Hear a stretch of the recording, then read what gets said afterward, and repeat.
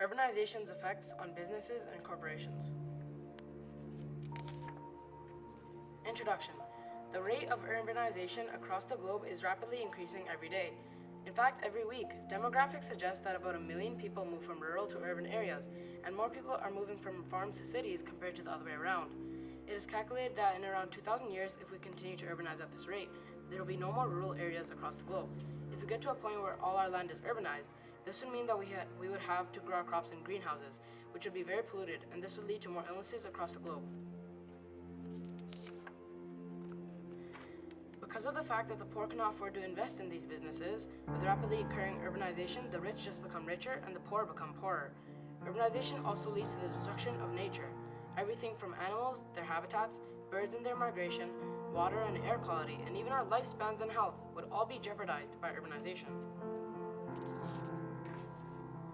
But even with all these cons, as many people say, and even some of our politicians say, jobs are the #1 priority. And this is not entirely wrong either, because jobs attract foreign immigrants and could decrease the number of poor in our land. People living in urbanized areas would also have a more convenient lifestyle because their population threshold is higher, and as Walter Cristaller's theory suggests, this would allow more businesses in highly densely populated areas. Healthcare and education are also more easily accessible in urbanized areas. Ask the expert. With demographic calculations that suggest in 2,000 years we will not have any more farmland, how will we ensure that we still have healthy and organic food? Will all of our intake be genetically modified? This would significantly impact our lives, and this would just be personal gain for the companies and corporations. Another question. How large of an effect does urbanization have on our environment?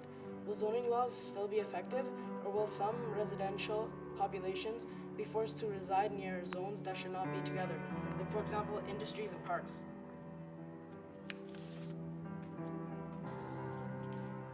Our wordle represents the topic in 3 different ways. The colors and the shape of the wordle pair together very well. It represents a tree, which is the environment, being taken over by a black background, which represents destruction, and the clear cutting, which is done in order to create houses for urbanization. The biggest words in the wordle are opportunity, business, and services. These words are what the businesses and corporations see in urbanization, but to also represent how urbanization has its cons, if you look closely, you would notice that the foundation of the wordle is farms, because farms must be destroyed in order to pave the way for urbanization. Perspectives. Some farmers may actually prefer urbanization to an extent, because as long as their farms are not being pressured to be taken over, the more farmers that move, the more farmland for the farmers that decide to stay. This means that as long as the farmers can tend to all the crops and handle the business, they'll be making more of an annual profit. Businessmen would also support urbanization because the more businesses and corporations they can invest in, the more money they can make. Society could also benefit with this because it would create more jobs, but that is considering only short-term impacts. If you consider long-term impacts, the effects to the environment outweigh these other things.